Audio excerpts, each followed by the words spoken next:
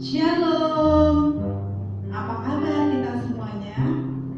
Ya, kami berharap sidang jemaat yang dikasihi Tuhan semuanya dalam keadaan sehat, semua baik, oleh karena Allah yang telah mengasihi kehidupan kita terus senantiasa menunjukkan kemurahan-kemurahan dalam kehidupan kita. Pagi hari ini, mari kita akan mempersiapkan diri untuk kita boleh datang kepada Tuhan, merendahkan diri di hadapannya. Satu pengumuman yang bisa kami bagikan pada pagi hari ini, gereja mengucapkan selamat ulang tahun di bulan Juni kepada Saudara Juni Alfiamah Mendrova, Ibu Lila Wijayati, Ibu Widi Astuti, Bapak Suharja. Hadiah ulang tahun terambil dari Amsal pasal 14 ayat yang ke-26. Dalam takut akan Tuhan ada ketenteraman yang besar, bahkan ada perlindungan bagi anak-anaknya.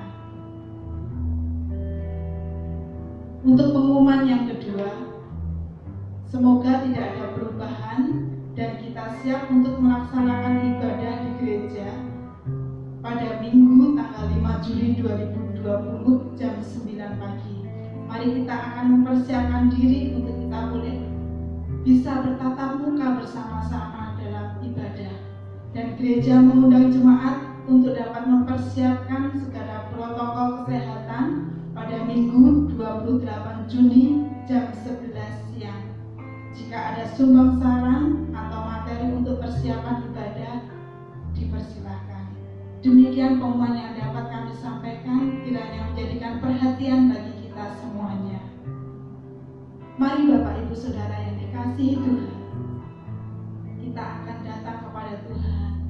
Kita mau berdiam diri sejenak, mengambil saat teduh. Biarlah hati kita dipenuhi dengan kuasa Roh Kudus. Hati dan pikiran kita memusatkan hanya kepada Yesus Kristus yang kita sembah dan kita puja. Jiwaku mengharapkan Tuhan lebih daripada pengawal mengharapkan pagi. Lebih daripada pengawal mengharapkan pagi. Berharaplah kepada Tuhan, hai Israel. Sebab pada Tuhan ada kasih setia, dan Ia banyak kali mengadakan pembebasan. Anugerah-Mu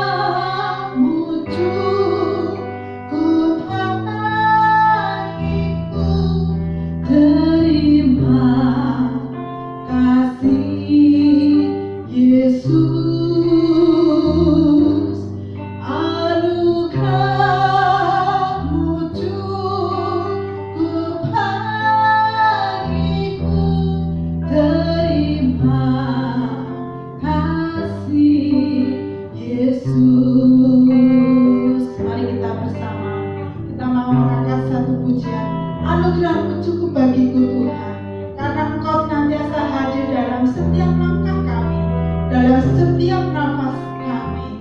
Kami mau menyatakan bukti bahwa kami mengasihi Engkau. Terima kasih Yesus, terima kasih Yesus.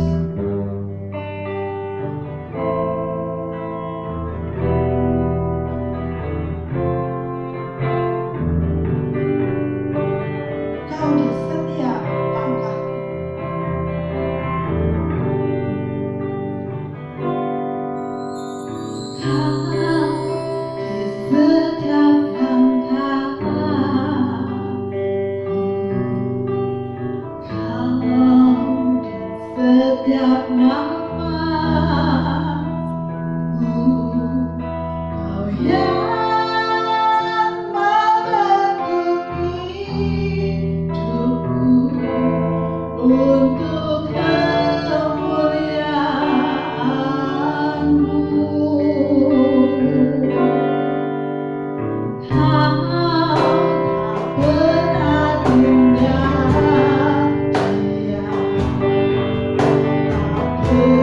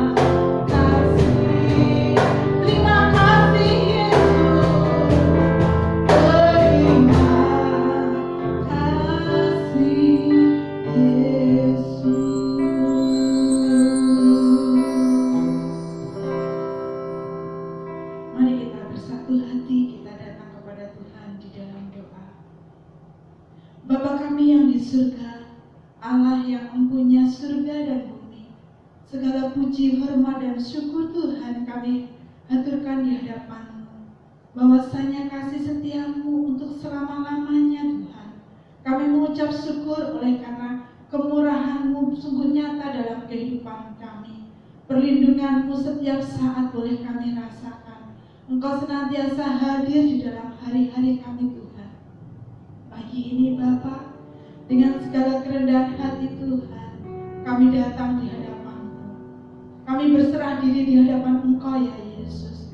Kami menyadari bahwa kehidupan kami membawa belenggu dosa, kelaliman, bahkan pikiran-pikiran kami seringkali berpikir hal-hal yang tidak baik. Sikap kami tidak menunjukkan saksi Kristus. Kehidupan kami tidak bisa menjadi berkat. Ampuni kami Tuhan. Layakan kami pagi ini untuk datang membawa setiap pujian sembah kami kepada Engkau Tuhan.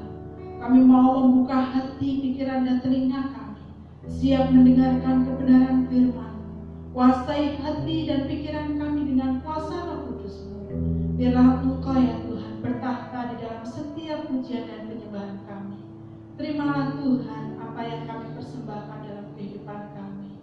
Di dalam satu nama Tuhan kami Yesus Kristus kami mohon perlindungan-Mu dan penyertaan-Mu di sepanjang ibadah kami pagi ini, dari awal, pertengahan, sampai pada akhirnya.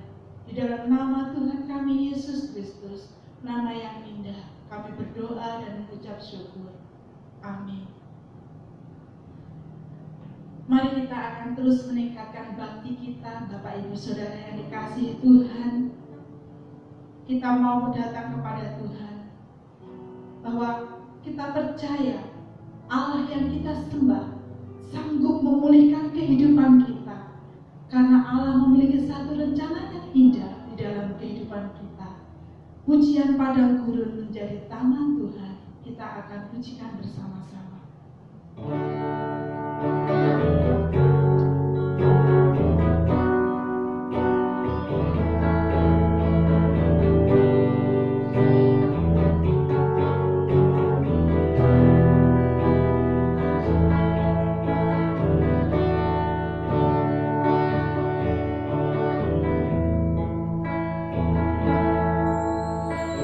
Di saat ku berbeban berat,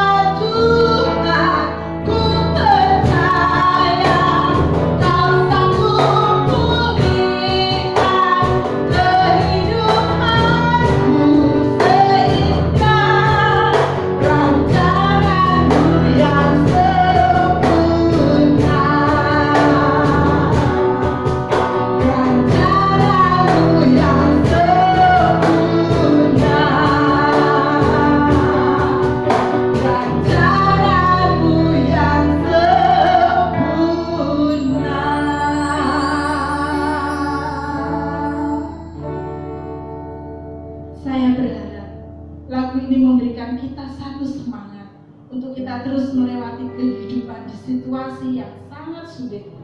Mungkin Tuhan izinkan untuk membentuk kehidupan rohani kita, karakter kehidupan kita, disiplin rohani kita menjadi lebih baik lagi.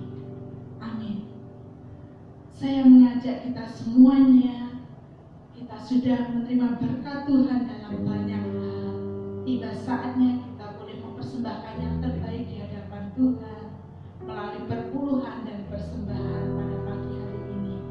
Kiranya berkat-berkat Allah senantiasa tercurah di dalam kehidupan sidang jemaat Tuhan yang dikasihi. Bacaan firman Tuhan pagi hari ini terambil dari Kisah Para Rasul pasal yang ke-9 ayat 1 sampai dengan ayat yang ke-19. Begini bunyi firman Tuhan. Saulus bertobat. Sementara itu berkobar-kobar hati Saulus untuk mengancam dan membunuh murid-murid Tuhan.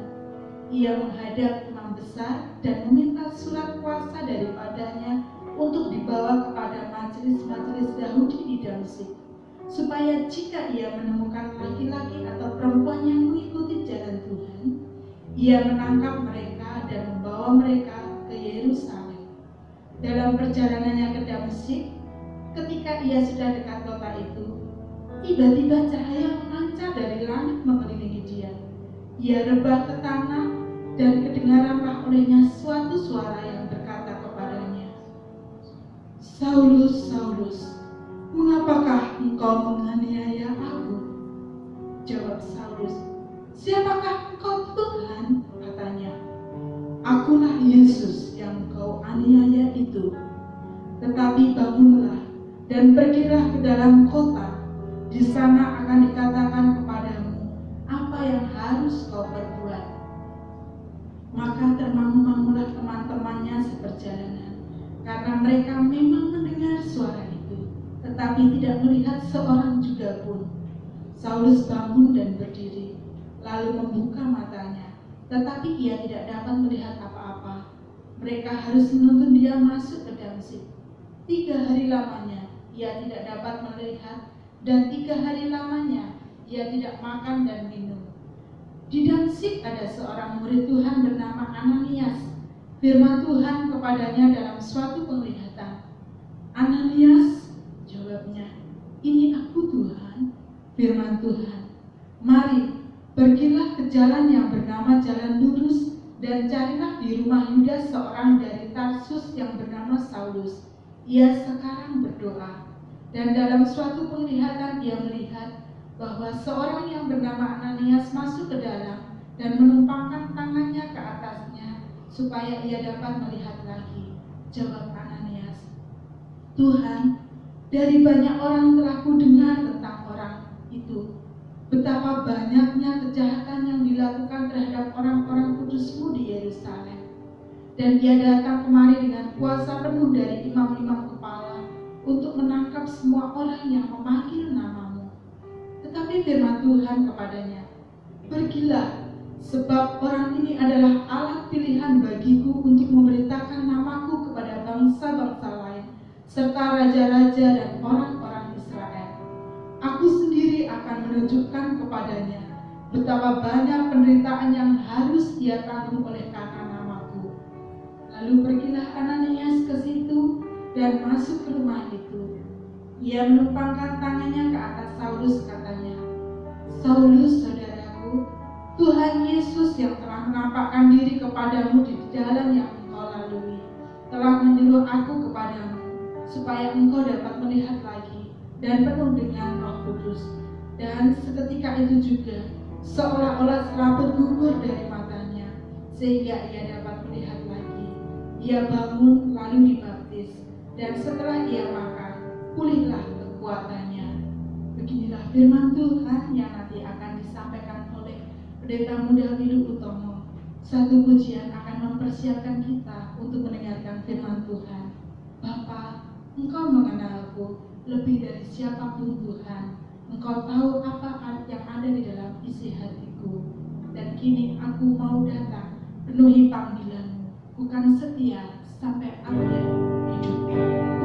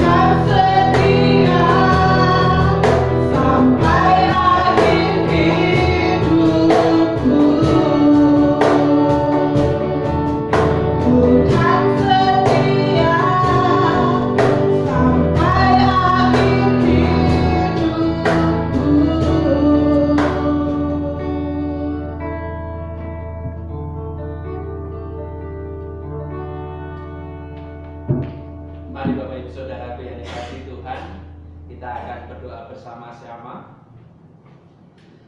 Bapa di surga, kembali Tuhan kami anak-anak-Mu datang kepada Engkau. Mohon pimpinan dan penyertaan daripada kuasa Roh Kudus-Mu.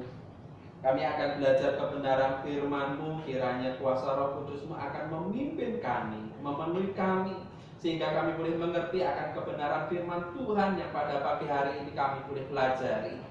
Berkati setiap kami yang mendengarkan Tuhan, supaya kami menjadi hati seorang murid yang siap ditanami akan kebenaran firman-Mu, dan hamba-Mu secara pribadi mohon pimpinan dan penyertaan. Jagai hati, pikiran, tutur kata untuk tidak berkata-kata secara pribadi, namun biarlah kuasa Roh Kudus-Mu yang akan memimpin dan memberkati kami, sehingga setiap apa yang kami katakan semuanya mendapatkan tuntunan dari kuasa Roh Kudus-Mu. Di dalam nama Tuhan Yesus Kristus kami sambut kebenaran firman-Mu. Dalam nama-Mu Bapa kami berdoa dan mengucap syukur. Haleluya. Amin. Bapak Ibu Saudaraku yang dikasihi Tuhan, kita akan belajar bersama-sama tentang perjalanan hidup dari seorang rasul yang cukup terkenal, yaitu Rasul Paulus. Firman Tuhan pada pagi hari ini saya beri judul yang jahat menjadi baik, yang jahat menjadi baik.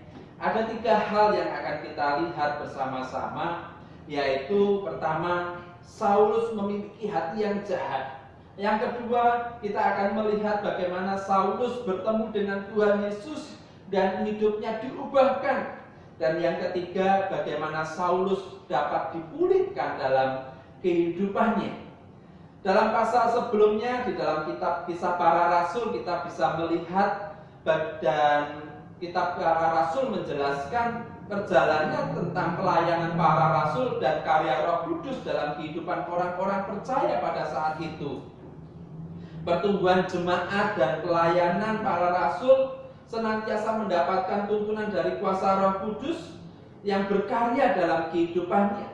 Dan ini kita bisa melihat di dalam pasal yang ke-9 menjelaskan perjalanan pertobatan Rasul Paulus yang tentunya tidak lepas juga dari peranan kuasa Roh Kudus dalam kehidupannya, sehingga Rasul Paulus mengalami perjalanan hidup dan bertobat.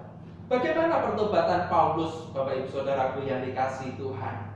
Yang pertama, dilatar belakangi bagaimana Saulus atau Paulus itu sendiri memiliki hati yang jahat, memiliki hati yang sangat membenci orang-orang Kristen pada saat itu. Saulus atau Paulus tentunya kita pernah mengenalnya, tentunya kita pernah mengikuti perjalanan hidupnya, dan kita juga pernah mempelajari apa yang menjadi nasihat-nasihat dalam pengajaran dari para rasul. Maksud saya adalah dari Saulus atau Paulus ini. Pada masanya, Saulus adalah orang yang sangat ditakuti orang-orang percaya pada saat itu. Kehidupan orang-orang percaya sungguh sangat menghindari akan keberadaan dari Saulus. Fanatisme yang salah menjadikan Saulus sebagai seorang yang mengejar-ngejar, menjadikan seorang yang menganiaya, dan bahkan memiliki satu keinginan untuk membinasakan orang percaya. Dan terlebih lagi dalam kehidupan Saulus pada saat itu tidak ada seorang pun yang dapat menghentikan atau yang mengendalikan apa yang sedang dilakukan oleh Saulus.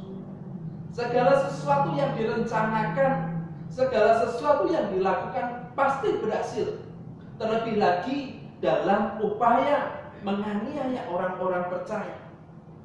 Selain dorongan fanatisme yang salah dalam menganiaya jemaat, Saulus ingin dalam perjalanannya, ingin diperkuat dari keinginannya bahwa Saulus mencari legalitas secara hukum dan secara sengaja mencari kumpulan orang-orang percaya untuk dibinasakan. Mari kita lihat di dalam Kisah Para Rasul pasal 9 ayat 1 dan 2, bagaimana Rasul Paulus memiliki keinginan yang kuat. Saulus memiliki keinginan yang kuat untuk menganiaya orang-orang percaya dengan dasar legalitas yang ada. Kisah Rasul 9 ayat 1 sampai 2 mengatakan, sementara itu berkobar-kobar hati Saulus untuk mengancam dan membunuh murid-murid Tuhan. Ia menghadap imam besar dan meminta surat kuasa daripadanya untuk dibawa kepada majelis-majelis Yahudi di Damsyik, supaya jika ia menemukan laki-laki atau perempuan yang mengikuti jalan Tuhan, ia menangkap mereka dan membawa mereka ke Yerusalem. Hatinya masih panas, hatinya masih dipenuhi dengan gairah, hatinya masih dipenuhi dengan semangat, hatinya masih dipenuhi dengan kobar-kobar ingin membinasakan orang-orang percaya. Dan bahkan diperkuat dengan legalitas, ia datang ke imam besar, ke mahkamah agama, supaya ia dapat melakukan tindakannya sesuka hati. Ada 3 hal yang menggambarkan aksi dari Saulus. Yang pertama, Saulus secara sengaja memiliki hati yang jahat, menanamkan hati yang jahat. Ya. Saulus memiliki hati yang berkobar-kobar untuk mencari dan menganiaya dan membunuh murid-murid Tuhan Yesus dan kumpulan orang-orang percaya, baik laki-laki, baik wanita, dan bahkan mungkin anak-anak yang sedang berkumpul membicarakan tentang nama Tuhan Yesus, bersekutu di dalam nama Tuhan Yesus. Ia tidak segan-segan dalam menganiaya dan membinasakannya. Ada semangat, ada dorongan dalam menganiaya orang percaya sebagai bentuk arogansi dalam kehidupan Saulus. Ini terjadi dalam kehidupan Saulus karena Saulus memiliki fanatisme yang salah dan juga kebencian dalam hatinya. Sehingga ia sangat tidak senang dengan orang percaya, sehingga ia tidak senang, baik itu laki-laki, baik itu wanita, bahkan mungkin juga anak-anak yang sedang berkumpul berbicara tentang nama Tuhan Yesus. Ia tidak senang. Keinginan hatinya adalah membinasakan. Bagaimana di sini kita bisa melihat hati Saulus yang jahat. Yang kedua, kalau kita melihat latar belakang ini, Saulus mencari legalitasnya. Meskipun yang dilakukan Saulus adalah sesuatu yang salah menurut hukum dan melanggar hukum, namun ada satu keinginan yang mendasar dalam kehidupan Saulus. Ketika aku melanggar hukum dan menganiaya jemaat, menganiaya orang-orang percaya, Saulus ingin mendapatkan suatu legalitas bahwa apa yang saya lakukan tidak salah. Apa yang saya lakukan tidak melanggar hukum dan saya tidak dapat dikenai hukuman. Kejahatan Saulus bebas melakukan apa yang menjadi sekehendak hatinya, yang menjadi keinginan hatinya terhadap orang-orang percaya. Dalam legalitas yang didapatkan, Saulus tidak dapat dituntut secara hukum. Mengucap syukur Bapak Ibu Saudaraku yang dikasihi Tuhan. Dalam kehidupan kita, dalam kehidupan saya dan saudara, meskipun dalam masa pandemi corona ini kita tidak dapat beribadah di gereja, kita mengucap syukur. Tidak diperhadapkan dengan orang-orang yang seperti Saulus, yang bengis, yang tega untuk menganiaya. Kita mengucap syukur. Tidak ada tekanan yang terjadi dalam kehidupan kita ketika beribadah. Kita mengucap syukur. Kita masih secara bebas dengan rasa syukur dan sukacita dapat beribadah. Tetapi coba kita bayangkan seandainya kita hidup dalam masa Saulus. Saulus ketika melakukan niat hatinya, tidak ada yang dapat mengendalikan dan Saulus tidak dapat dijatuhi hukuman dalam kehidupan. Karena ada legalitas, artinya sah menganiaya dan membinasakan orang-orang percaya pada saat itu. Yang ketiga, Saulus tidak pernah merasa puas dalam kehidupannya untuk menganiaya orang-orang percaya. Ketika kematian Stefanus juga menjadi satu merupakan gambaran, atau kematian Saulus juga merupakan satu persetujuan dari Saulus bahwa memang lebih baik Stefanus rajam batu dan dihukum mati. Perjalanan ke Damsyik tujuannya adalah selain mencari legalitas, Saulus sengaja mencari orang-orang percaya untuk dibinasakan, untuk dianiaya. Dan Saulus tidak pernah merasa puas dalam berbuat jahat terhadap orang-orang Kristen pada saat itu. Mungkin ia beranggapan bahwa ketika ia melakukan kejahatan terhadap orang Kristen pada saat itu, ia sedang melakukan ibadah. Karena pekerjaannya adalah menganiaya jemaat. Mungkin ketika ia menganiaya jemaat pada saat itu, ini adalah suatu bentuk amal ibadah yang harus ia dapatkan. Karena pekerjaannya adalah menganiaya jemaat. Saulus hatinya dipenuhi dengan kebencian. Saulus merasa senang ketika dapat mengejar-ngejar orang percaya dan membinasakan. Dan Saulus, Bapak Ibu Saudaraku yang dikasihi Tuhan, pasal 9 ayat 1 sampai 2 mengatakan, Saulus tidak akan pernah merasa puas ketika ia menganiaya jemaat, dan akan selalu menganiaya orang-orang Kristen dalam kehidupannya. Namun bagaimana perjalanan hidup Saulus berikutnya? Saulus bertemu dengan Tuhan Yesus. Perjalanan Saulus ke Damsyik menjadi satu sejarah penting dalam perjalanan gereja. Mungkin kita akan berpikir dalam kehidupan kita, mana mungkin orang jahat akan bertobat. Mungkin dalam kehidupan kita akan berpikir bagaimana orang yang beringas, yang bengis, yang memiliki hati jahat dalam kehidupannya akan menemukan jalan hidup yang benar. Keinginan Saulus ke Damsyik tidak dapat tercapai ternyata. Keinginan Saulus untuk menganiaya orang-orang percaya pada saat itu tidak dapat tercapai ternyata. Keinginan Saulus ternyata kalah dengan rencana Tuhan yang tidak pernah gagal. Rencana Saulus ternyata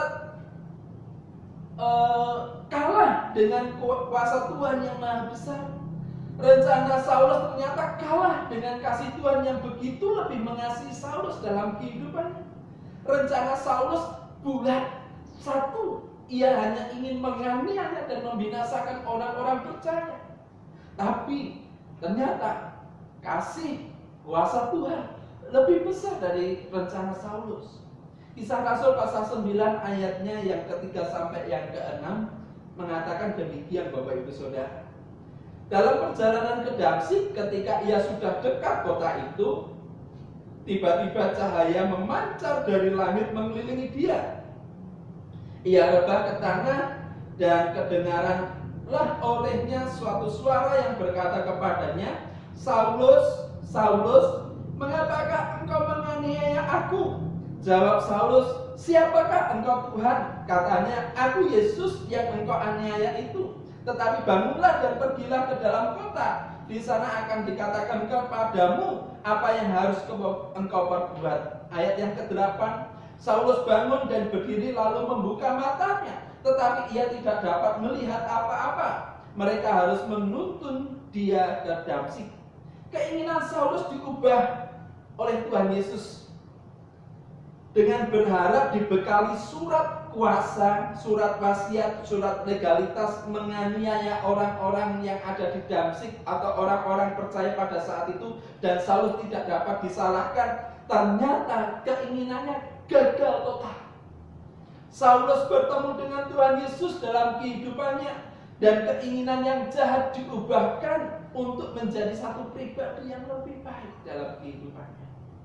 Dengan tegas Tuhan Yesus mengatakan, Saulus, Saulus, mengapa engkau menganiaya aku? Tuhan Yesus menegur kehidupan Saulus untuk berbalik. Saulus ditegur oleh Tuhan Yesus untuk bisa bertobat. Saulus ditegur oleh Tuhan Yesus untuk dapat menyadari kesalahannya. Satu hal yang luar biasa yang sudah direncanakan Saulus, tetapi berjumpaan dengan Tuhan Yesus mengubahkan semuanya. Bapak Ibu Saudaraku yang dikasihi Tuhan, kita bisa melihat bagaimana Tuhan Yesus menegur Saulus dengan tegas mengatakan, Saulus, Saulus, mengapa engkau menganiaya aku? Teguran ini bisa bersifat kasih dalam kehidupan Saulus, dan juga teguran ini bisa bersifat keras dalam kehidupan Saulus. Mengapa saya menyatakan teguran ini bisa bersifat kasih? Teguran itu disampaikan supaya Saulus menyadari akan kesalahannya dan tidak terus-menerus larut dalam keberdosaannya. Tetapi teguran ini disampaikan dengan penuh kasih kepada Saulus supaya Saulus bertobat serta menuruti dan mengikuti perkataan Tuhan Yesus dan menjadi murid Tuhan Yesus. Dan satu hal yang terjadi secara luar biasa, hati yang keras, hati yang jahat diubahkannya, dan Saulus mau menuruti dan mengikuti apa yang dikatakan Tuhan Yesus. Tetapi di sisi yang lain, teguran yang disampaikan oleh Tuhan Yesus bisa bersifat keras. Mengapa saya mengatakan keras? Ketika Tuhan Yesus mengingatkan umatnya, bisa berdampak apa saja dalam kehidupan umat manusia, dalam kehidupan umatnya. Teguran Tuhan Yesus yang mengatakan, Saulus, Saulus, mengapa engkau menganiaya aku, dan membawa dampak dalam kehidupan Saulus menjadi buta. Dan kita tidak akan pernah tahu sesungguhnya kapan Saulus akan sembuh dari butanya. Ini bisa berdampak keras dalam kehidupan Saulus. Dan mungkin juga bisa berdampak keras dalam kehidupan kita ketika Tuhan menegur kehidupan kita. Hei engkau, hei kamu sekalian, mengapa engkau menganiaya aku? Namun tujuan dari teguran Tuhan Yesus satu, yaitu menjadikan Saulus untuk bisa berbalik dari jalan yang benar. Bukan menjadikan Saulus buta, bukan menjadikan Saulus menderita. Tetapi tujuannya adalah supaya Saulus berbalik. Belajar dari pengalaman Saulus, hendaknya kita tetap setia, tetap beriman, tetap melakukan bagian yang Tuhan percayakan sesuai porsi yang sedang kita pahami, yang sedang dipercayakan.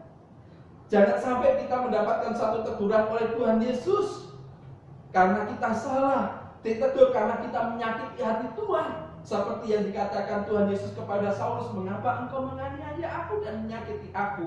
Ditegur karena kita tidak melakukan apa yang menjadi bagian kita. Tetapi hendaknya kita dapat menikmati kasih dan karena Tuhan Yesus senantiasa. Mari kita coba untuk tetap setia, belajar untuk tetap setia dalam setiap situasi tekanan dan kondisi apapun. Supaya ketika Tuhan mengingatkan, bukan teguran keras, tetapi teguran yang penuh kasih, sehingga kita boleh menyadari dan kita boleh berbalik. Dan yang ketiga, ketika Saulus menjadi buta, Saulus dipulihkan. Memang tidak dijelaskan ketika Saulus buta apakah Saulus menangis. Ketika Saulus buta, apakah Saulus merasa kesakitan, Tuhan sakit, Tuhan sakit. Apakah ketika Saulus buta, Saulus menjadi marah, mengapa aku menjadi buta? Dan Saulus tentunya menginginkan untuk sembuh. Saulus mengalami buta dan mengalami ketertundukan di bawah kuasa Tuhan Yesus. Saulus merasa bersalah dalam kehidupannya. Saulus mencoba menyesali, mengalami penyesalan dalam kehidupannya. Teguran yang didengar adalah suatu realitas yang dilakukannya, bahwa memang benar Saulus menganiaya orang-orang percaya. Saulus telah menganiaya dan membinasakan hamba Tuhan. Saulus memang membinasakan para rasul. Saulus memang membinasakan orang-orang percaya pada saat itu. Memang benar apa yang dilakukan oleh Saulus. Tanpa disadari, bukan manusia yang disakiti oleh Saulus, tetapi ketika Saulus menyakiti para rasul, menganiaya para rasul, menyakiti para hamba Tuhan, menganiaya hamba Tuhan, menganiaya orang-orang percaya pada saat itu, bukan manusianya yang disakiti, tetapi firman Tuhan mengatakan, mengapa engkau menganiaya aku? Tuhan Yesus mengatakan. Saulus tidak dapat lagi melaksanakan keinginan hatinya. Saulus hanya melakukan apa yang Tuhan Yesus perintahkan dalam hidupnya. Menurut waktu Tuhan, Saulus mengalami buta 3 hari, bersyukur hanya 3 hari. Dikatakan di dalam Kisah Rasul pasal 9 ayat 9, 3 hari lamanya ia tidak dapat melihat, dan 3 hari lamanya ia tidak makan dan minum. Kisah Rasul pasal 9 ayat 10 sampai 18, Tuhan mengutus Ananias sebagai murid Tuhan Yesus untuk dapat menemui Saulus yang tinggal di rumah Yudas. Dalam ayat 11 mengatakan Saulus berdoa, dan memang sungguh-sungguh berdoa. Saulus sebelum bertemu dengan Ananias, ia tidak makan, tidak minum, artinya ia berpuasa. Butanya mata Saulus menyebabkan Saulus juga tidak dapat beraktivitas, dan butanya merupakan pemenjaraan dalam kehidupan.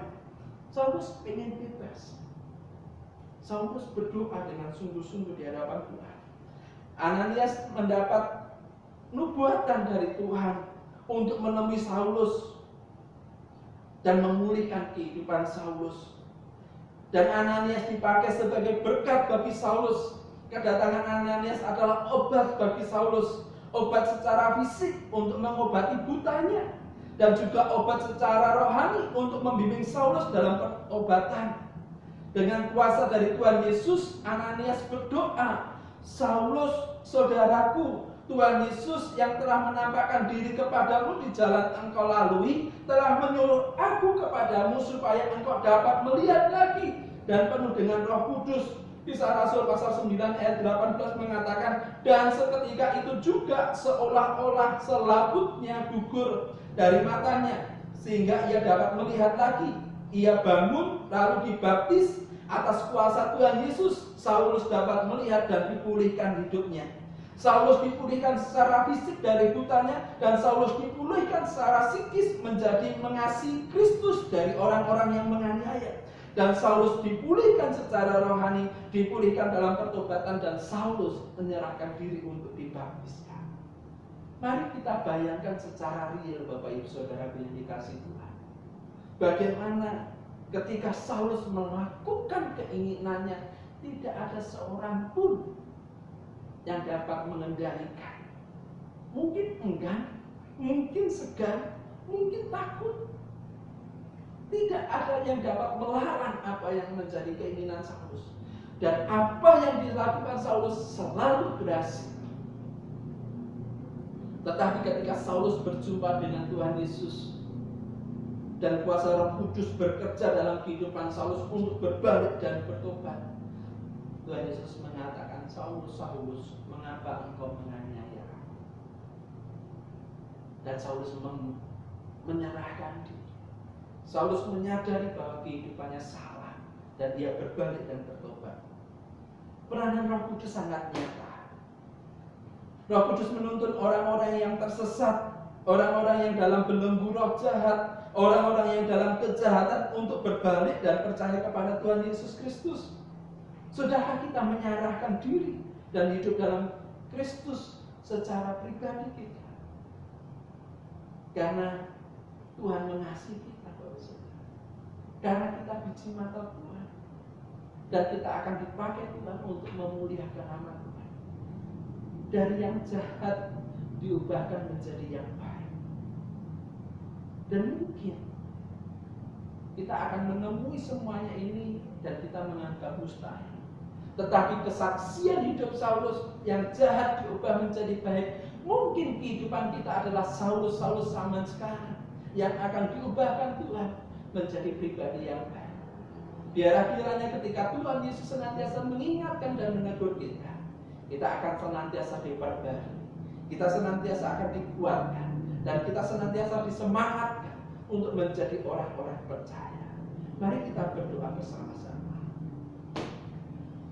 Bapa di surga, kembali Tuhan, kami anak-anak-Mu datang kepada Engkau mengucap syukur atas kesaksian hidup dari Saulus yang bertobat, yang menyerahkan diri untuk percaya dan menjadi alat Tuhan. Mungkin dalam pikiran kami mustahil bagaimana orang jahat akan berbalik dalam kehidupannya, bagaimana orang tersesat menemukan jalan benar. Tetapi kami boleh melihat perjalanan hidup Saulus yang diubahkan, hati yang jahat menjadi hati yang diperbarui di dalam Kristus. Ini semua karena karyamu, kuasa Roh Kudusmu yang ada di dalam kehidupan setiap orang percaya, untuk mereka dibangun dan diubahkan. Bapa, pada saat ini Tuhan, pakailah kami untuk senantiasa dapat menyenangkan hati Tuhan. Ketika kami akan menghadapi new normal, kami ingin menyenangkan hati-Mu. Kami ingin membawa kehidupan kami senantiasa setia dan taat. Kami tidak akan pernah lepas iman kami kepada Engkau. Biarlah kiranya kasih setiamu yang akan mengurapi dan memberkati kami. Meteraikan kebenaran firman-Mu di dalam kehidupan kami, Bapa. Di dalam nama Tuhan Yesus Kristus kami berdoa dan mengucap syukur. Haleluya. Mari Bapak Ibu Saudaraku yang dikasihi Tuhan, kita responi kebenaran firman Tuhan dengan memujikan kasih setiamu yang kurasakan.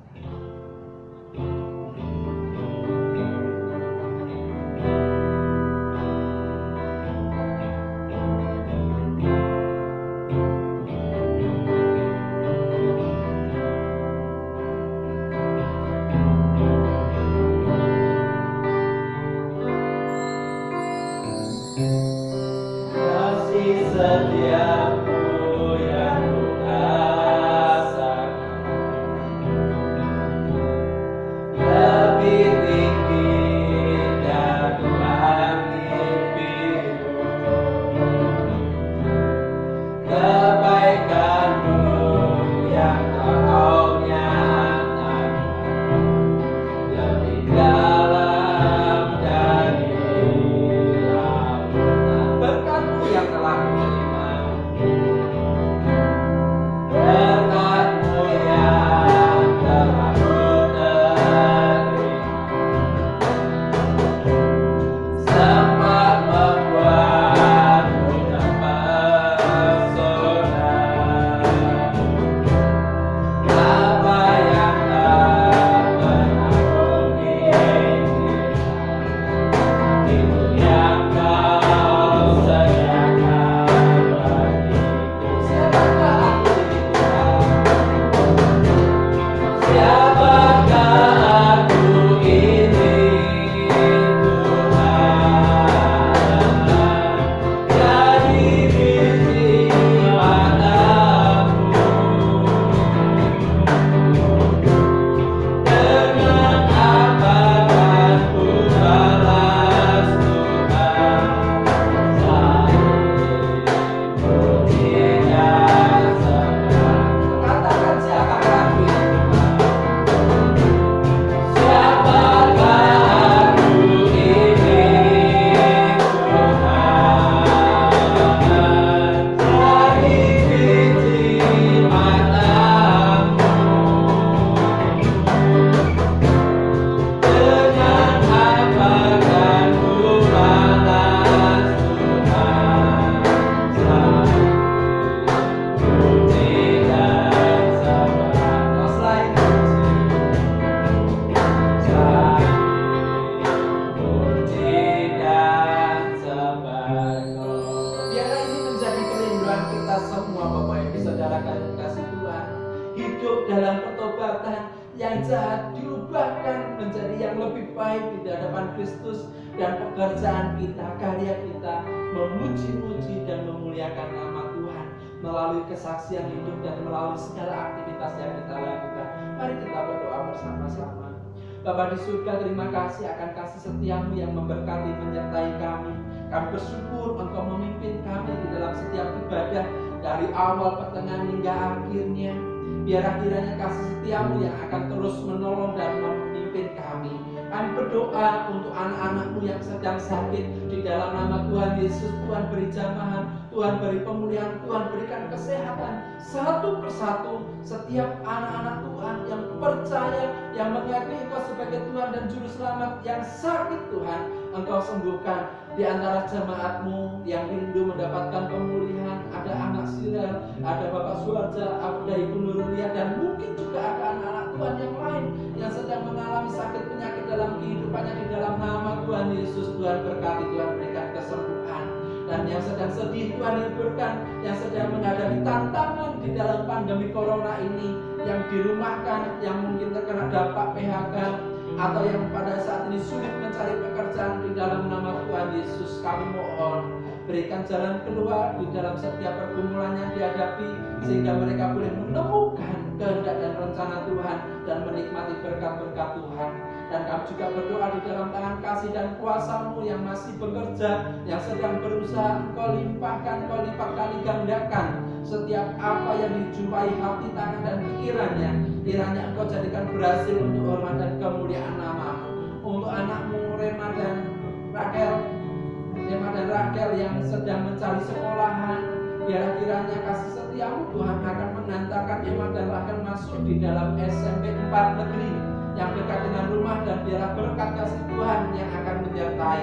Dan kami juga berdoa di dalam kasih-Mu Tuhan yang sedang belajar di rumah, biarlah kiranya ada memiliki fasilitas yang cukup untuk menimba ilmu dan boleh diperbaharui senantiasa dan menjadi anak-anak Tuhan. Terima kasih Tuhan Yesus. Dan kami juga menyerahkan Gereja Baptis Indonesia Mega Church dalam kasih karunia-Mu Tuhan. Kami berdoa, berkati tempat ibadah yang permanen, berkati orang-orang yang boleh rindu dibangun, bertumbuh di dalam Tuhan Yesus. Dan Engkau berkati, mampukan kami untuk menghadapi new normal. Rencana kami akan mengadakan ibadah secara bersama-sama tanggal 5 Juli. Biar kiranya rencana Tuhan, kehendak Tuhan yang mengizinkan, dan kami boleh memuliakan Engkau senantiasa. Terima kasih Tuhan Yesus, terima kasih. Perkenankan hamba-Mu mengadahkan tangan untuk memohon berkat daripada Engkau. Berkati setiap anak-anak-Mu dengan kekuatan kesehatan yang datangnya daripada Engkau. Setiap rumah tangga yang ada yang boleh kami bangun, kiranya Engkau terus menjadi kepala atas kami. Dan segala sesuatu yang dijumpai hati, tangan, pikiran kami Engkau jadikan berhasil. Dan kami juga menyerahkan tumbuh kembang anak-anak kami ke dalam tangan kuasa-Mu. Kami yakin dan percaya ketika mereka tetap setia dan percaya kepada Engkau dan hidup takut akan Engkau, mereka boleh menikmati masa depan yang indah di dalam nama Tuhan Yesus. Terima kasih Tuhan Yesus, terima kasih. Inilah seluruh doa kami panjatkan di dalam nama Tuhan Yesus Kristus. Antarkan kami pulang dengan penuh damai sejahtera daripada Engkau. Besar anugerah